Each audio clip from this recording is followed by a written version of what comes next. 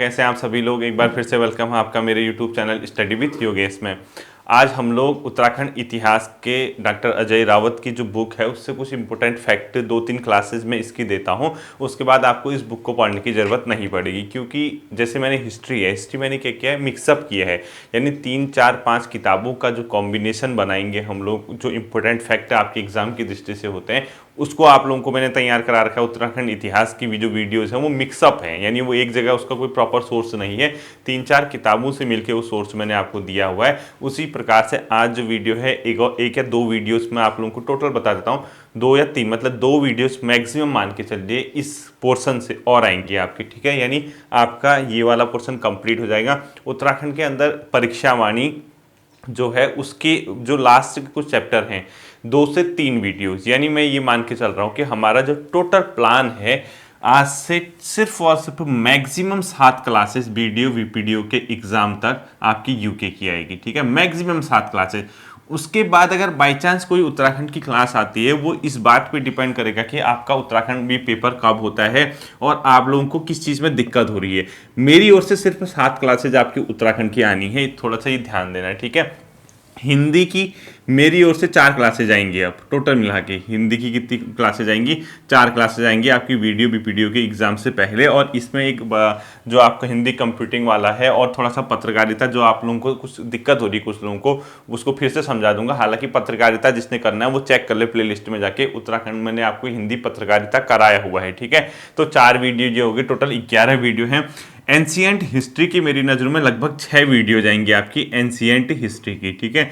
6 videos मेरी इसकी आएंगी सिर्फ फैक्ट की। एंशिएंट हिस्ट्री की कितनी वीडियो आएंगी? 6 वीडियो। और एनसीईआरटी बेस्ड, ठीक है। ये क्या होगा? एनसीईआरटी बेस्ड होगा। और 4 वीडियोस में दूंगा मेडिवल हिस्ट्री की। किसकी दूंगा? मेडिवल हिस्ट्री की, यानी मध्यकालीन भारत की सिर्फ फैक्ट की एनसीईआरटी। अब जैसे मुगल वंश के मेन फैक्ट और ये मोहम्मद तुगलक वगैरह के मेन फैक्ट, कला संस्कृति कौन सा चीज़ कहाँ बनी है उससे संबंधित, यानी 10 क्लासेज ये और 14 क्लासेज ये, तो टोटल मिला के 21 क्लासेज ये होगी, ठीक है। 4 से 5 क्लासेज आपकी ज्योग्राफी की आएंगी, यानी 5 क्लासेज आपकी जियो की आएंगी। कौन सी ज्योग्राफी की? जो आप लोगों का एनसीईआरटी ज्योग्राफी के फैक्ट बचे हैं, ठीक है। एनसीईआरटी ज्योग्राफी के फैक्ट जो बचे हैं आप लोगों के, 5 क्लासेज आपकी इसकी देखने को मिलेंगी, ठीक। लगभग 5 क्लासेज आपको इसकी मिलेंगी। जो पॉलिटी है उसको आपको देखने की जरूरत नहीं है एनसीईआरटी के आधार पे, क्योंकि वो एनसीईआरटी में जो 11th की बुक है वहां सर्वाधिक पॉलिटी आपको देखने को मिलती है। जो क्वेश्चन पेपर में आते हैं उतना लगभग हम कर चुके हैं, तो आपका पॉलिटी में काम बन जाएगा। अगर आप लोगों ने लुसेंट पढ़ी है तो पॉलिटी के अंदर एक शस्त्रों की होड़ वाला और 2 टॉपिक जिसमें राज्यपाल वगैरह और वित्त आयोग वगैरह, यानी 3 क्लासेज आपकी किसकी बची हैं? पॉलिटी की बची हैं, ठीक है। यानी 21 और 5 26, 27 28 29 क्लासेस ये हो गई हैं। इकोनॉमी के अंदर आपके 2 टॉपिक बचे हैं। 2 टॉपिक का मतलब 3 क्लासेज उसके लेके चलो, तो ये कितनी क्लासेज होगी? 29 + 3, यानी कितनी होगी? 32 क्लासेस, ठीक है। अब बचता है करंट अफेयर उत्तराखंड का। 2 क्लासेस लगभग यूके करंट अफेयर की आएंगी आपकी। उत्तराखंड करंट अफेयर की लगभग 2 क्लासेस मैं आपको दूंगा, तो 34 क्लासेस होगी। National current affair one day exam group C Uttarakhand के अंदर, तो मुझे नहीं लगता है कि उसमें टाइम हम लोग बर्बाद करेंगे, कि 1 क्वेश्चन 2 क्वेश्चन मैक्सिमम आ गया तो आ गया, वो भी बहुत कम चांसेस रहते हैं। तो हम लोग एक काम करेंगे, अगर लास्ट के टाइम पे टाइम बचा, यानी 10 से 15 नवंबर के आस 15 नवंबर के बाद देखता हूं कितना समय बचता है, कब पेपर होता है, तो 15 नवंबर के आसपास अगर समय बचता है 10-12 दिन, तो 1-2 क्लासेस इसकी मैं दे दूंगा। और बचती हैं बाकी कंप्यूटर की क्लासेस, लगभग 10 क्लासेस आपकी कंप्यूटर की टोटल आएंगी अब, ठीक है। कंप्यूटर की तो कितनी होगी? 42 क्लासेज होगी। और आपकी जो 42 क्लासेज होगी, अगर आप लोग कहेंगे रीजनिंग के एक आध कुछ मेन इंपॉर्टेंट चैप्टर पढ़ा दो, तो आप लोगों को मैं बता दूंगा कि जैसे ब्लड रिलेशन वाला है या आपका डायरेक्शन वाला है, जैसे मैंने कैलेंडर कराया था, तो 3 क्लासेज, तो मैक्सिमम ये मान के चलिए हम लोग 45 क्लासेस का मेरा टारगेट है, ठीक है, मैक्सिमम यहाँ से। तो हम 15 नवंबर के आसपास कोशिश करेंगे कि फ्री हो जाएं, और 15 नवंबर के बाद टाटा बाय बाय वीडियो बीपीडीओ वालों। उसके बाद सिर्फ और सिर्फ पटवारी लेखपाल एग्जाम की और पुलिस भर्ती की जो परीक्षा आएगी वहां मेरा फोकस रहेगा। तो मैं कोशिश करूंगा कि इतने पोर्शन में आप लोग मैक्सिमम कवर हो जाएं। अब देखो, ये प्लान थोड़ा चेंज भी हो सकता है कि आप लोगों के लिए 45 क्लासेस में, जैसे मैंने बताया है, आप लोगों की एग्जाम की डिमांड के अकॉर्डिंग में हो सकता है इसमें आगे पीछे हेर फेर करूं, लेकिन 45 से ऊपर क्लासेज अब आपकी वीडियो बीपीडीओ वाले नहीं आएंगी, क्योंकि पेपर आपका पास आ चुका है, ठीक है। तो 15 नवंबर के आसपास में फ्री करने की आपको कोशिश करता हूं। तो हम लोग आज देखेंगे उत्तराखंड इतिहास के फैक्ट। 2 वीडियोस और आएंगी इसकी, मैक्सिमम 2 वीडियो, यहां से आपका काम बन जाएगा, ठीक है। पहला लिखना आप लोग, क्वेश्चन नंबर 1 लिखना, गोला, कड़ाई और तराजू द्वीप, ठीक है। गोला द्वीप प्लस कड़ाई द्वीप, कड़ाई द्वीप प्लस तराजू द्वीप, ठीक है। तराजू द्वीप, ये क्या चीज है? ये है गोरखा न्याय व्यवस्था से संबंधित, ठीक है। गोरखाओं की जो अत्याचारी न्याय व्यवस्था थी उससे संबंधित है ये, गोरखा न्याय व्यवस्था से संबंधित ये चीज है। एक चीज को क्वेश्चन आपने ध्यान रखना है, ठीक है। गोरखा न्याय व्यवस्था से संबंधित ये चीज है। क्वेश्चन नंबर 2, कुमाऊं में मुकुट रहित राजा किसको कहा जाता था? क्वेश्चन नंबर 2, कुमाऊं में मुकुट रहित राजा, मुकुट रहित राजा यानी उसके सर पे मतलब जनता कहती थी उसको, मैं नहीं कह रहा, ठीक है। मुकुट रहित राजा किसको कहा जाता था? Henry Ramsay, Henry Ramsay. क्यों कहा जाता होगा? क्योंकि इसको जो पब्लिक के साथ इसका थोड़ा अच्छा अट्रैक्शन था, तो एक राजा की तरह, एक महाराज की तरह ये वर्क नहीं करता था उनके साथ, उनके बीच जाके कार्य करता था, इसलिए इसको ये बोला गया। ये आपको ऐसे ही पढ़ने पड़ेंगे, ठीक है।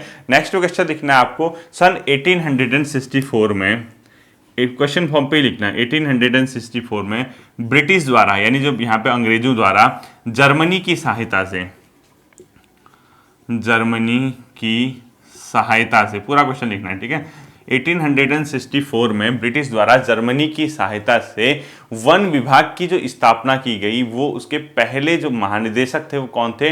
डिट्रिच वेंड्रिस, ठीक है। तो क्या लिखोगे? 1864 में ब्रिटिश द्वारा जर्मनी की सहायता से वन विभाग की स्थापना के, वन विभाग की स्थापना जो की गई, स्थापना के प्रथम महानिदेशक, प्रथम महानिदेशक कौन था? ठीक है, महानिदेशक कौन थे? इनका जो नाम है बेंड्रिस है। क्या नाम है इनका? बेंड्रिस। और पूरा नाम इनका लिखोगे डिट्रिच बेंड्रिस। क्या लिखोगे? डिट्रिच बेंड्रिस, डिट्रिच बेंड्रिस, ठीक है। डिट्रिच बेंड्रिस कर दो इसको। ये पहले इसके क्या बने थे? महानिदेशक बने थे, ठीक है। डिट्रिच बेंड्रिस इनका नाम था और पहले इनके क्या बने थे? महानिदेशक बने थे। इसको भी ध्यान रखना आप लोग, ठीक है। नेक्स्ट क्वेश्चन आपने लिखना है, वनों में, ये इंपॉर्टेंट मुझे लगा। देखो, ब्रिटिश ने यहाँ पे जो वनों से संबंधित पॉलिसी लेके आई थी, वनों पे लोगों को अधिकार जो दिए थे, किसको क्या राइट्स होंगे, वनों की जो लकड़ियां होंगी, किस क्षेत्रफल में कौन सा एरिया किसके अंडर आएगा, वनों की उपज पे आपको क्या अधिकार होगा, इसके अलावा आप कितने अपने पालतू जानवर रख सकते हैं, चराई के लिए आपको क्या राइट्स मिलेंगे, यानी टोटल मिला के फॉरेस्ट से संबंधित कुछ राइट वगैरह दिए थे। तो उसके अंदर क्या हुआ था? बहुत मतलब विरोध हुआ था उनकी पॉलिसी के अगेंस्ट। तो उसमें क्या किया था? लोगों ने विरोध करने के लिए जंगलों को आग लगाना शुरू कर दिया था, ठीक है। अब जंगल ब्रिटिश विरोध में लगाए जा रहे थे, जंगलों में आग, ये कोई वैसे आग नहीं लग रही थी। तो उसी के तहत पहली महिला जो गिरफ्तार हुई थी वनों को आग लगाने में, वो उत्तराखंड से संबंधित थी। और नेशनल लेवल पे भी ये बताया जाता था कि पहली महिला जो गिरफ्तार हुई थी वनों को आग लगाने के जो मतलब पॉलिसी थी उन लोगों की, तो उसका नाम आपने लिखना है दुर्गा देवी, ठीक है। तो क्वेश्चन क्या पूछेगा? कोई नहीं जानता, तो क्वेश्चन लिखो, वनों में आग लगाने के जुर्म में 1921 में गिरफ्तार कौन हुई थी? दुर्गा देवी। तो लिखो, वनों को आग लगाने के जुर्म में, वनों को आग लगाने के जुर्म में, ठीक है, लगाने के जुर्म में 1921 में गिरफ्तार महिला, 1921 में गिरफ्तार प्रथम महिला, लिख लो, प्रथम महिला, इनका नाम था दुर्गा देवी। अब क्या भरोसा कि क्या क्वेश्चन आए क्या ना आए, कोई नहीं जानता, ठीक है। क्या नाम था इनका? दुर्गा देवी। अभी किताबों में है इसीलिए मैं आपको करा रहा हूँ, वरना मैं भी नहीं कराता। और ये क्वेश्चन आप लोग इंपॉर्टेंट जो मैंने निकाले हैं आप लोग इनको देख लेना है, ठीक है। प्रथम महिला कौन थी? दुर्गा देवी थी। ये नेशनल लेवल पे भी पहली महिला थी जिनको गिरफ्तार किया गया था। अल्मोड़ा के सोमेश्वर नामक स्थान पे इनको गिरफ्तार, मतलब सोमेश्वर से संबंधित थी, ठीक है। अब आपको एक क्वेश्चन अगर ध्यान होगा, मुझे हमेशा से लगता है कि वो क्वेश्चन आएगा पेपर में, आपको वनों के जो मतलब ब्रिटिश ने प्रबंधन किया, मैनेजमेंट किया फॉरेस्ट से, तो उसके लिए कमेटी बनाई। और आप लोगों ने सुना होगा फॉरेस्ट ग्रीनविच कमेटी थी, आप लोगों ने सुना होगा फॉरेस्ट ग्रीवेंस कमेटी का गठन 1921 में हुआ था। लास्ट वीडियो में जब आपको पढ़ाया था तो उसकी रिपोर्ट मैंने 1926 लिखाई थी, अगर याद होगा, और ये किताब में ही 1926 भी लिखा है, ठीक है। अब कई लोग कहते हैं सर 1921 में रिपोर्ट थी, मुझे लगता है कि 1921 ही सही होगा। तो आप लोगों को बताना हूं मैं क्या कहना चाह रहा हूं, अभी सुनना, ठीक है। Forest grievance committee, grievance committee most important करना है इस क्वेश्चन को, ठीक है। जो फॉरेस्ट ग्रीवेंस कमेटी थी, इसका जो गठन हुआ था ये हुआ था 13 अप्रैल 1921 को, 13 अप्रैल 1921 को इसने गठन किया गया था। अब देखो इसी बुक में, जिससे मैं बता रहा हूँ कि पीछे 1926 में रिपोर्ट लिखा है, लेकिन मुझे क्या लगता है कि जो लिखा होगा इसकी रिपोर्ट आई होगी अक्टूबर, ये क्या लिखोगे, अक्टूबर 1921 में इसने रिपोर्ट दी होगी, ठीक है। पीछे 1926 भी लिखा है, आप लोग 1926 भी ब्रैकेट में करते हैं ना, लेकिन होगा सही यही, क्योंकि अगर इसने जो अपने पूरे उत्तराखंड में घूम के अलग अलग लोगों से विचार जान के रिपोर्ट तैयार की थी 3-4 महीने के टूर करने के बाद, तो इतना लेट क्यों रिपोर्ट देगा, ठीक है। तो अक्टूबर 1921 ही, मतलब अक्टूबर 1921 से आप लोग इसको करना है, ठीक। तो इसको ध्यान रखना। और ये किससे संबंधित है, वनों से संबंधित है, मैंने आपको बताया था, ठीक है। नेक्स्ट क्वेश्चन आपने लिखना है 1911 से 17 का वन बंदोबस्त जिसने किया था उनके नाम, स्टीफी और नेल्सन द्वारा इसने किया था, ठीक है। तो लिखो 1911 से 1917 का वन बंदोबस्त, ये भी क्योंकि चर्चित रहा था ना, तो हो सकता है कि क्वेश्चन आपसे डायरेक्ट यही पूछे कि इसको मतलब करने वाले कौन लोग थे, वन बंदोबस्त। तो इसके दो नाम आपने लिखने, दो लोगों के, एक का नाम लिखो स्टीफी, दूसरे का नेल्सन लिखना है, ठीक है। स्टीफी और नेल्सन, स्टीफी प्लस नेल्सन, इन लोगों के प्रयास से इस बंदोबस्त को किया गया था, नेल्सन, ये आपने लिखना है, ठीक है। 1911 से 17 का जो वन बंदोबस्त था ये आपने लिखना है। अब देखो आपको एक बहुत फेमस क्वेश्चन पता होगा, वन पंचायतों हेतु नियमावली कब बनी थी, वन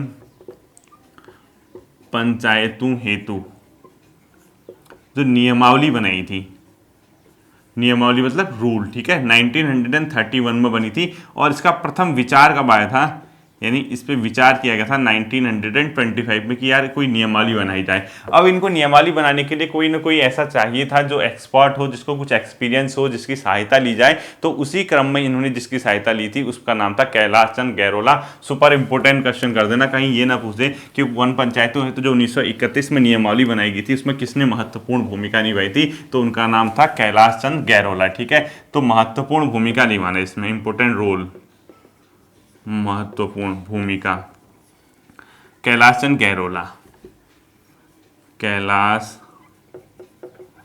चंद्र गैरोला जी ने इसमें क्या निभाई थी, महत्वपूर्ण भूमिका निभाई थी। और ये अपने आप में मद्रास में थे उस टाइम पे, ठीक है। तो वहाँ का इनको एक्सपीरियंस था, तो ये मद्रास से आए, वहाँ इन्होंने इस प्रकार से काम किए थे, तो इनकी महत्वपूर्ण भूमिका निभाई थी कैलाश चंद गैरोला जी ने। इस क्वेश्चन को आप लोगों ने ध्यान रखना है, ठीक है।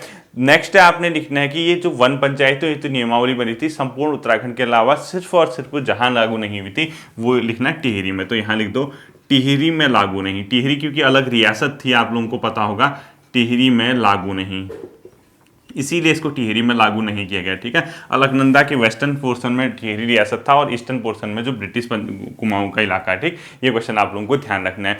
अब देखो एक क्वेश्चन और बताता हूं, क्योंकि जब ब्रिटिश यहाँ रूल कर रहे थे उसी टाइम भारत में रेलवे का भी विकास हो रहा था और 1853 में पहली बार भारत में रेलवे चली थी मुंबई से ठाणे के बीच।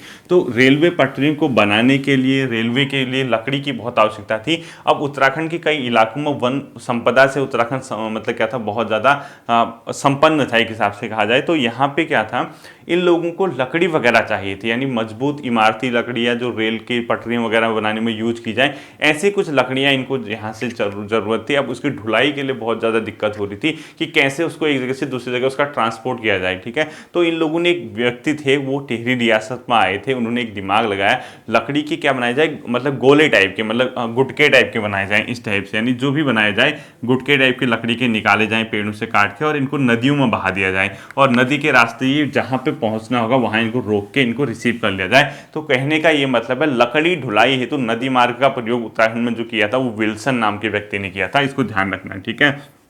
तो देखो लकड़ी ढुलाई हेतु,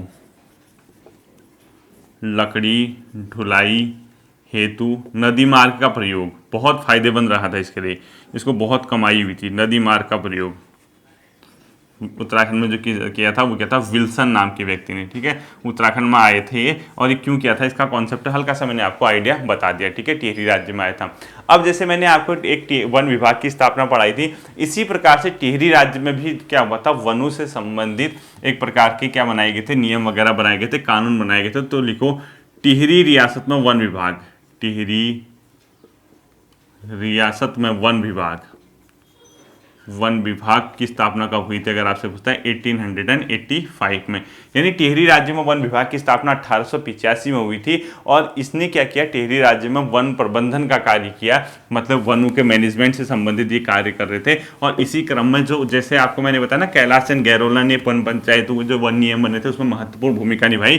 टिहरी राज्य में अगर वनों से संबंधित वन प्रबंधन में महत्वपूर्ण भूमिका निभाई आता है, वन प्रबंधन में, यानी जो फॉरेस्ट का मैनेजमेंट है, ठीक है, महत्वपूर्ण इंपोर्टेंट भूमिका रोल किसका था, अगर आपसे कभी पूछता है तो महत्वपूर्ण भूमिका निभाने वाले व्यक्ति का नाम है अपने आप में पंडित केशवानंद, जो कि 1897 से इसका कर रहे थे। तो पंडित केशवानंद जी ने, पंडित केशवानंद, ठीक है, 1897 से इन्होंने इस पर काम करना शुरू किया। और इसी के साथ साथ एक और व्यक्ति थे, अन्य व्यक्ति, उनका नाम था सदानंद, ठीक है, पंडित सदानंद। अन्य व्यक्ति कौन थे, पंडित सदानंद।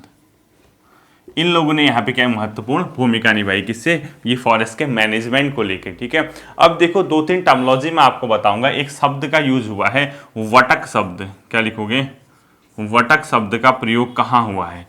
वटक शब्द का प्रयोग जो है, एक आपको ध्यान होगा अगर, तो मैंने कत्यूरी वगैरह के आसपास तालेश्वर ताम्रपात्र के बारे में पढ़ाया था, तो ये कुनिंद वगैरह में जहां भी पढ़ाया था, तो वटक शब्द तालेश्वर ताम्रपात्र में मिला है, तालेश्वर ताम्रपत्र में एक वटक शब्द का प्रयोग मिला। और इस वटक का अर्थ उद्यान से लगाया जा रहा है, ठीक है, जैसे हॉर्टिकल्चर जिसको आप लोग कहते हैं, यानी उद्यान, और उद्यान में भी खासकर केले के उद्यान से, इसका अर्थ उद्यान से लगाया जा रहा है। यानी उत्तराखंड में भी कहीं ना कहीं उद्यान वगैरह का विकास हुआ था, तो वटक शब्द का प्रयोग मिलता है तालेश्वर ताम्रपात्र में, जिसका अर्थ उद्यान से लगाया जा रहा है, ठीक है। और इसी प्रकार से एक भूतिक शब्द मिलता है जिसके लिए कपूर के लिए उसका यूज किया गया है। भूतिक शब्द जो मिल रहा है उसका प्रयोग किसके लिए हुआ है, कपूर के लिए, क्योंकि यहाँ कपूर वगैरह के लिए भी जाना जाता था उस टाइम पे, एक मतलब कुछ खेती वगैरह जो भी कर रहे होंगे, तो भूतिक का प्रयोग कपूर के लिए हुआ था, ये बताया गया, ठीक है। अब आप लोगों ने एक नाम सुना होगा, जहाँ तक मैं समझता हूँ, जिया रानी का नाम, रानी बाग वगैरह, ठीक है, काठगोदाम वगैरह में उन्होंने एक बाग भी बनाया था। तो जिया रानी जो है,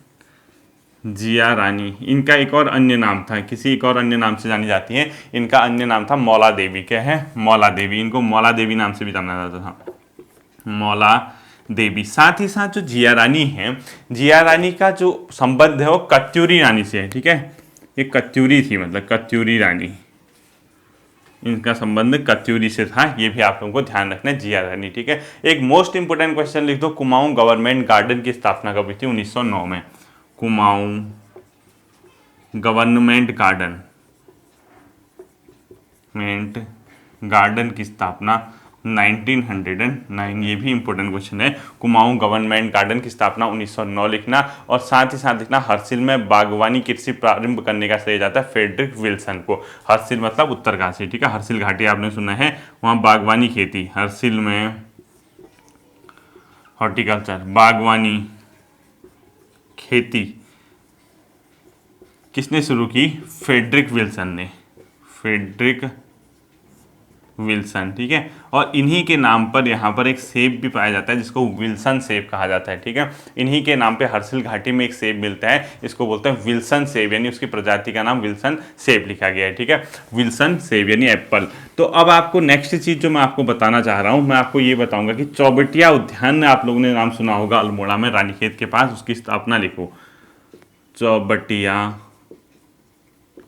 उद्यान, ये बना था अपने आप में 1869 में, चौबटिया उद्यान। और ये भी स्पष्ट नहीं है, ये अजय रावत जी की बुक में साफ साफ लिखा है कि कुछ लोग इसको अलग मानते हैं, अगर आएगा तो आपको इसी के आसपास देखना है, ठीक है। चौबटिया उद्यान 1869, और इसके प्रथम सुप्रिटेंडेंट थे डब्ल्यू क्रॉ, ठीक है, प्रथम सुप्रिटेंडेंट लिख दीजिए इसके, सुप्रिटेंडेंट, प्रथम सुप्रिटेंडेंट थे डब्ल्यू क्रॉ, डब्ल्यू क्रा, इसके क्या थे, प्रथम सुप्रिटेंडेंट थे, प्रथम इसके, ठीक है, चौबटिया के। अगला क्वेश्चन देख लीजिए, अगला देखिए, ठीक है, ये चौबटिया उद्यान तो 1869 डब्ल्यू क्रा, इसका प्रथम क्या बनाया गया था, मतलब अब अगला देखिए, इसके बाद क्या बनता है, चौबटिया जो उद्यान है, अब इसका मैनेजमेंट क्या किया जाए, कैसे इसको मैनेज किया जाए, इसका प्रबंधन कैसे किया जाए, इसके लिए क्या गया था 1906 में सरकार को एक रिपोर्ट दी गई थी इसके प्रबंधन के लिए। उस रिपोर्ट को देने वाले का नाम था लव ग्रो, ठीक है। तो लिखो, चौबटिया उद्यान को,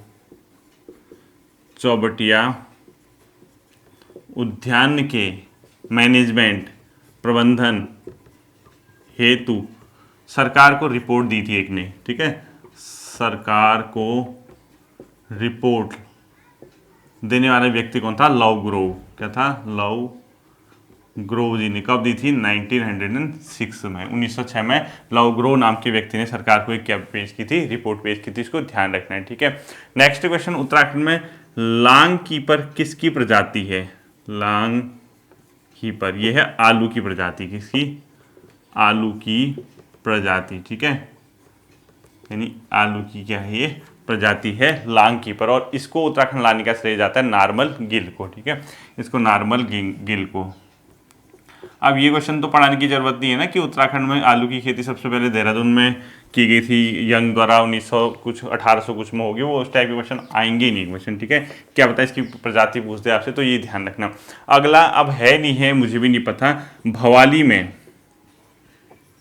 भवाली में पूरा क्वेश्चन लिखना। भवाली में imperial potato research station, imperial मतलब साम्राज्यवादी, पोटैटो मतलब आलू, रिसर्च माने शोध, सेंटर स्टेशन यानी केंद्र, ठीक है, स्टेशन लिख दिया मैंने, ईपीआरएस पूरा लिख दिया आप लोग। भवाली में इंपीरियल पोटैटो रिसर्च स्टेशन की स्थापना कब की थी? 1943 में। आप लोग पूरा लिखना है, ठीक है। ईपीआरएस को इंपीरियल यानी साम्राज्यवादी जिसको बोलते हैं, यानी एक प्रकार से विदेशी शासकों ने बनाया था। इंपीरियल पोटैटो रिसर्च स्टेशन की स्थापना 1943 में।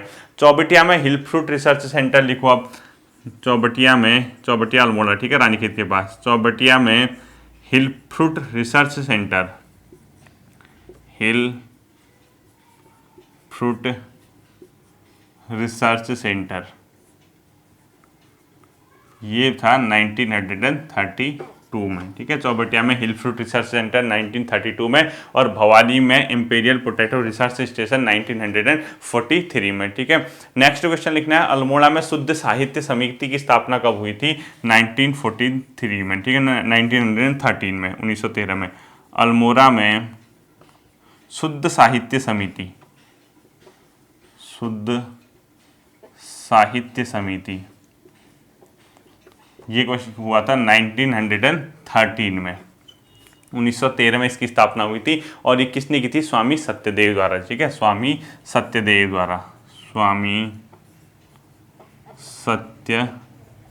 के द्वारा इसकी स्थापना की थी। अल्मोड़ा में शुद्ध साहित्य समिति की स्थापना आप लोग लिख लेना है, ठीक है। अगला क्वेश्चन लिखना है, टिहरी में बाल सभा की स्थापना, इधर लिख दे रहा बीच में, ठीक है, बीच में लिख दिया, देखो, टिहरी में बाल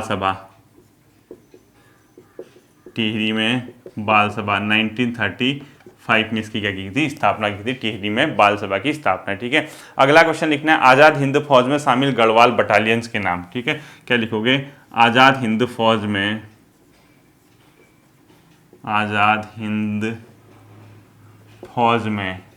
1942 में शामिल गढ़वाली बटालियन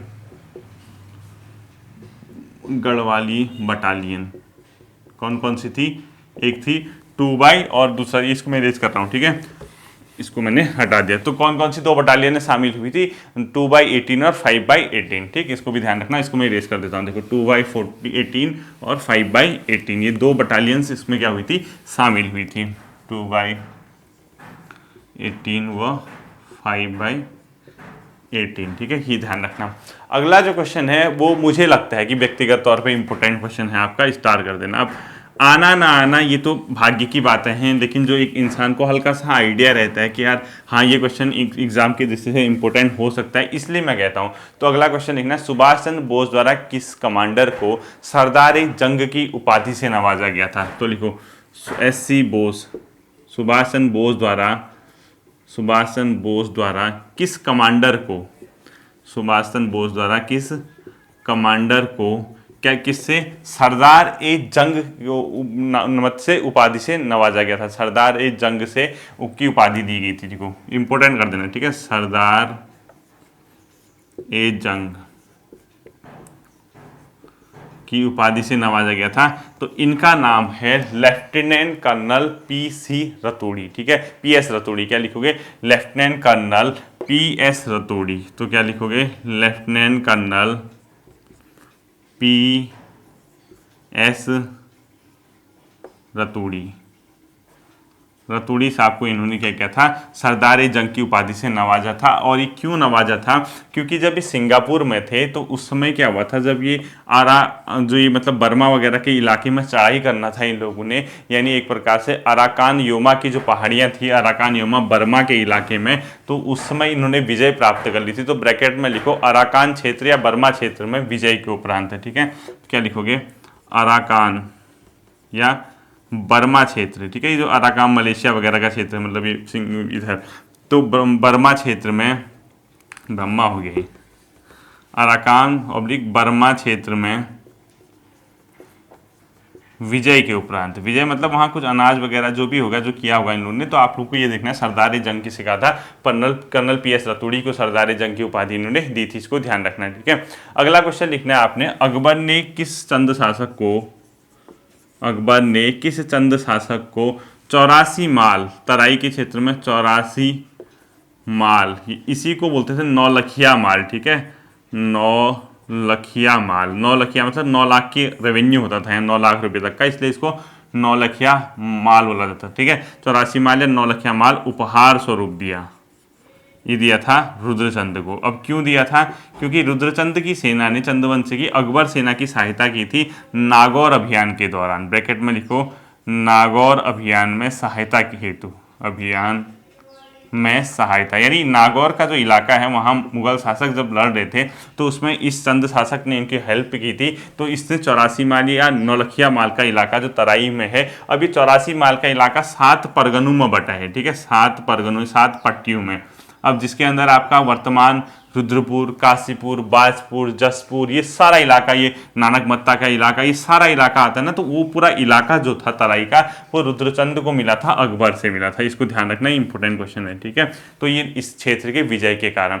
अब एक इसी तरीके से क्वेश्चन है, क्योंकि तराई जब रुद्रचंद के बाद बहादुर चंद शासन में आया, सत्ता में आया, तो उसको कटेहर हिंदुओं ने बहुत परेशान कर दिया और तराई का इलाका उससे छीन लिया।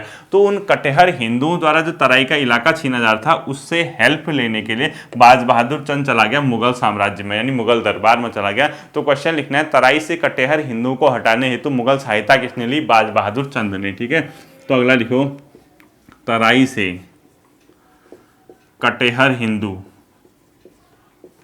कटेहर, तराई से कटेहर हिंदुओं को हटाने हेतु मुगल से सहायता, मुगल शासन से। ठीक है, मुगल सहायता किसने ली थी, बाज बहादुर चंद ने। किसने ली थी, बाज बहादुर चंद। क्या लिखोगे, बाज बहादुर चंद। ठीक है, बाज बहादुर चंद ने इसकी है, मतलब बाज बहादुर चंद ने इसमें क्या लिया था, हेल्प ली थी मुगलों से। इसको भी आप लोगों ने ध्यान रखना है। ठीक है, तो आज के दिन का लास्ट क्वेश्चन बताता हूं, आजाद हिंद फौज में उत्तराखंड के प्रमुख व्यक्ति लिख लो आप लोग।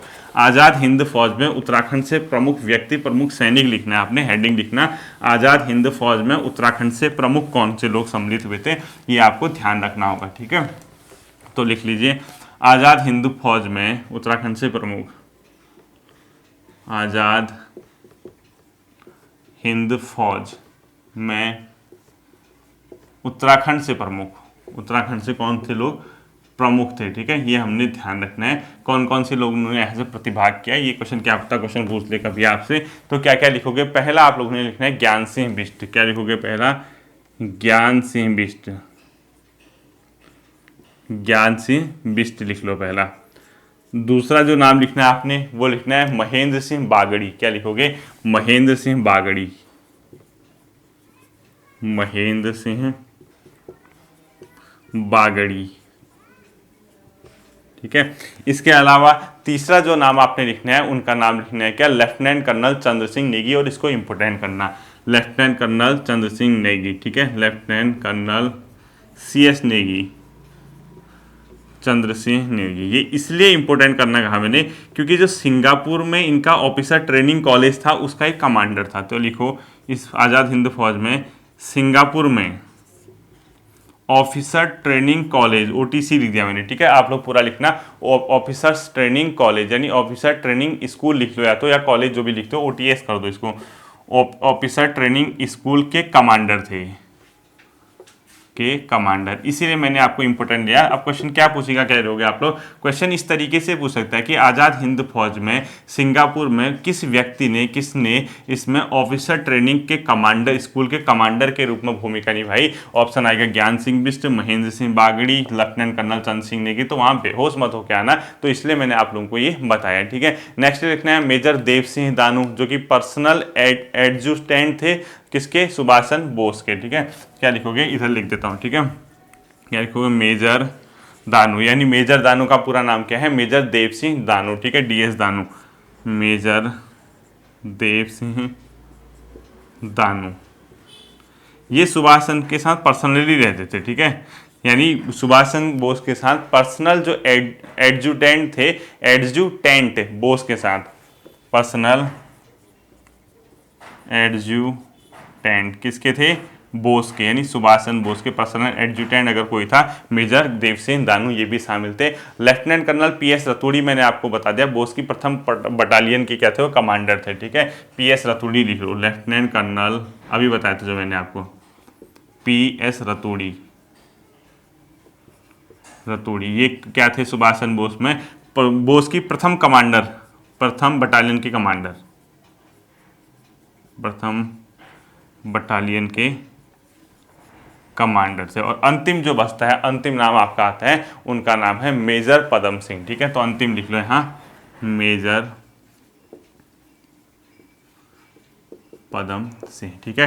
ये इसमें क्या थे, अंतिम व्यक्ति थे, इसको नोट कर लीजिए। इसी के साथ आपकी क्या होती है, आज की क्लास जो होती है एंड होती है, ठीक है। ये पहले दिन का फैक्ट थे, किसमें से, जो आपके अजय रावत जी की बुक आती है आपके एग्जाम की दृष्टि से, ठीक है। तो वनडे एग्जाम है, तो हमें मेन फैक्ट पिक करने, और फैक्ट इससे बेहतर तरीके से आप लोग नहीं पढ़ेंगे, क्योंकि देखिए हमने ढंग से उस चीज़ को पढ़ा हुआ है, किस चीज़ को, जो हमने उत्तराखंड की हिस्ट्री वगैरह है वो मैंने मैसअप करके पढ़ाई थी आपको, 3-4 बुक का मतलब कलेक्टिवली उसको मैंने पिक किया था। उसके बाद मैं आपको ये कराता हूँ, 2 वीडियो इसकी और आएंगे आपको इस किताब के बाद, मतलब इस किताब से क्वेश्चन नहीं अटकेगा, ठीक है।